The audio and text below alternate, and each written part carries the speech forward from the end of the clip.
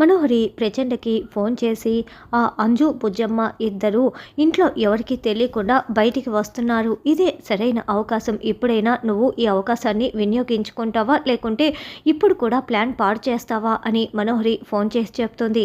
లేదు మనోహరి, ఈసారి నేను ఎట్టి పరిస్థితుల్లోనూ అవకాశాన్ని పోగొట్టుకోను. ఖచ్చితంగా నేనేం చేస్తానో చూస్తూ ఉండు అని ప్రచండ చెప్తాడు. తర్వాత మనోహరి చెంబ ఇద్దరు పని పూర్తవుతుందా లేదా అని కాలుగాలిన పిల్లిలా అటు ఇటు తిరుగుతూ వెయిట్ చేస్తూ ఉంటే బుజ్జమ్మ అంజు ఇద్దరు కూడా రోడ్లో నడుస్తూ వెళ్తూ ఉంటారు.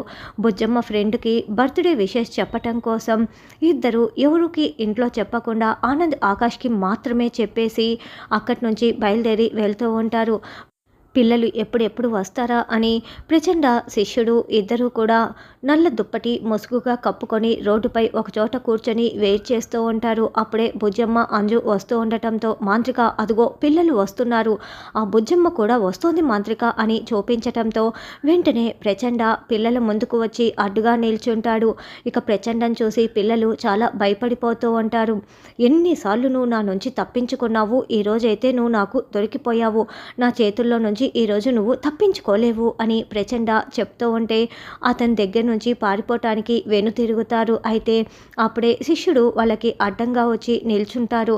దాంతో ముందు చూస్తే ఈ ప్రచండ, వెనుక చూస్తే ఈ శిష్యుడు ఇద్దరిని చూసి పిల్లలు మరింత కంగారు పడుతూ ఉంటారు. ఎటు పోలేక అయ్యో ఇప్పుడు ఏం చేయాలని ఆలోచిస్తూ ఉంటారు. ఇక ప్రచండ వాళ్ళపై దుప్పటి కప్పి తీసుకువెళ్తున్నట్లు మనకి చూపిస్తూ ఉంటారు. బాగి పిల్లల్ని ఎలా కాపాడుతుందన్నది రానున్న ఎపిసోడ్లో తెలుసుకుందాం.